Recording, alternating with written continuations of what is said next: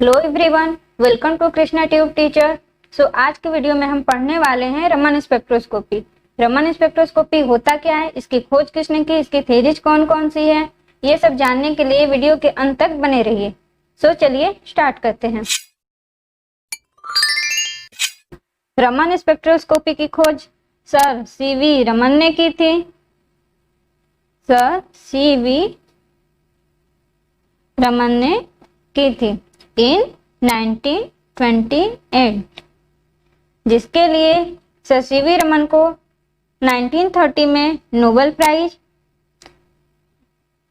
Prize and Bharat Ratna से सम्मानित किया गया था इन 1930 में। Raman spectroscopy is a special type of spectroscopy which is based upon the scattering. Raman spectroscopy based upon the scattering.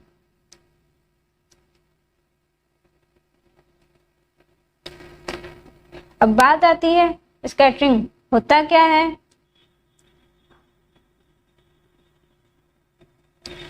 Scattering होती क्या है? तो जब इलेक्ट्रोमैग्नेटिक वेव और रेडिएशन पार्टिकल पर इंसिडेंट होती है, means particle such as molecules भी हो सकते हैं और चार्ज पार्टिकल, molecules और चार्ज पार्टिकल्स भी हो सकते हैं।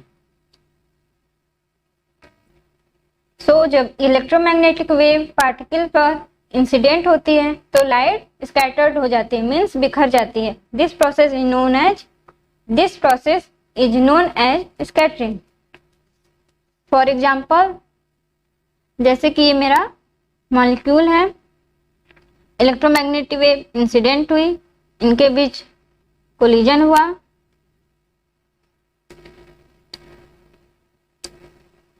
आफ्टर कोलिजन लाइट और scattered in atmosphere. This process is known as scattering. Scattering में हुआ क्या? स्कैटरिंग में इलेक्ट्रोमैग्नेटिक वेव पार्टिकल के बीच कोलिजन होता है और यह कोलिजन दो तरह से हो सकता है। पहला है elastic collision, first elastic collision.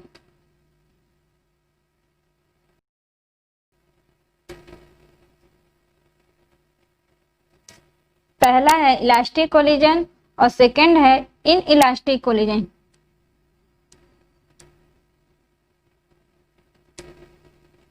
पहला है elastic collision. Elastic collision such type of collision in which the energy and momentum is conserved, means energy and momentum remains same in elastic collision. इसका मतलब है इंसिडेंट रेडिएशन जिस frequency से आती है उसी फ्रीक्वेंसी से स्कैटर्ड हो जाती है। This is the special type of Rayleigh scattering. And in elastic collision, second है in elastic collision,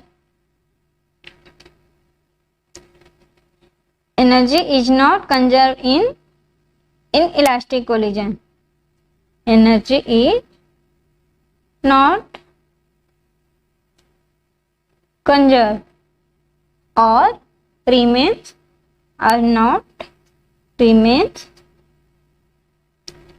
same after collision. इन इलास्टिक कोलिजन से ही रैलिंग स्कैटरिंग को एक्सप्लेन किया जाता है। तो अब स्टार्ट करते हैं Rayleigh scattering.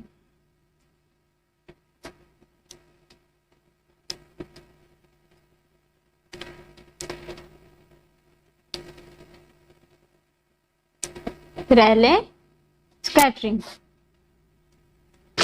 This is the special type of elastic collision, means frequency not change, frequency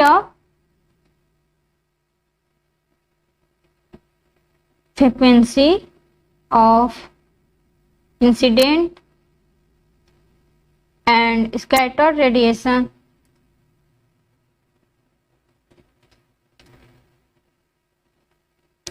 remains same. Mu scattering is equal to mu incident. पर हर बार ऐसा नहीं होता है कि लाइट जिस फ्रिक्वेंसी से आती है उसी फ्रिक्वेंसी से स्कैटर्ड हो जाती है। कई बार frequency of incident line and scattered line अलग अलग होती है, कम या ज्यादा हो सकती है। हर बार ऐसा नहीं होता है कि frequency of incident radiation and scattered radiation same हो। कई बार फ्रीक्वेंसी ऑफ इंसिडेंट रेडिएशन और स्कैटर रेडिएशन में बी ग्रेटर देन और less than of the incident radiation.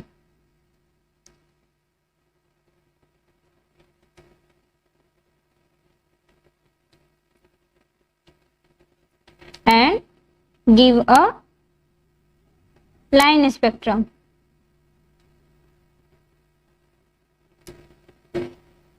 In line spectrum को सबसे पहले सर सीवी रमन ने ऑब्जर्व किया, इसलिए इन लाइन स्पेक्ट्रम को रमन लाइंस भी कहा जाता है। मिलियंस में एक बार ऐसा होता है जिसमें स्कैटर्ड फ्रीक्वेंसी इंसिडेंट फ्रीक्वेंसी से कम या ज्यादा हो सकती है। और यहाँ पर कॉन्सेप्ट आता है Stokes line and anti Stokes line का।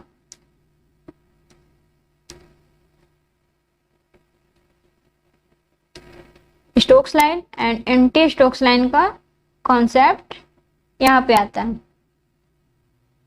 स्टोक्स लाइन और एंटी स्टोक्स लाइन के बारे में पढ़ने से पहले हम रमन स्पेक्ट्रोस्कोपी के कुछ इंपॉर्टेंट फीचर देख लेते हैं। फर्स्ट है, it can also observe in solid, liquid and gas. Also observe in solid, liquid and gases.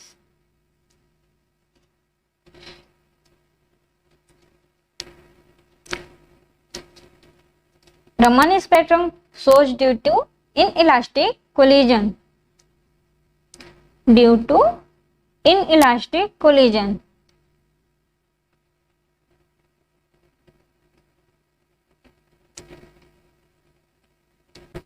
And third point है, energy is not conserve in Raman spectrum. Energy is not in Raman spectrum. So अब बात करते हैं Stokes line and anti Stokes line की। Anti Stokes line की, the lines with the lower frequency called Stokes line. The lines with lower frequency is called Stokes line and the light with the higher frequency and the light with the higher frequency is known as anti-Stokes line। अब इसे bye figure समझने की कोशिश करते हैं। The frequency of scattered line is equal to incident light is known as Rayleigh scattering and the frequency is greater than the Rayleigh frequency.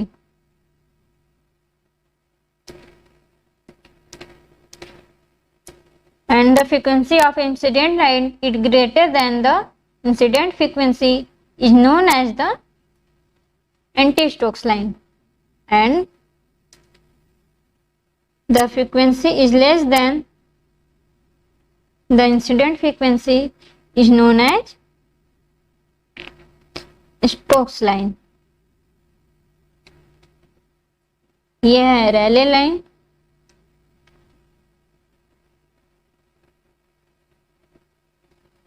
Anti Stokes line,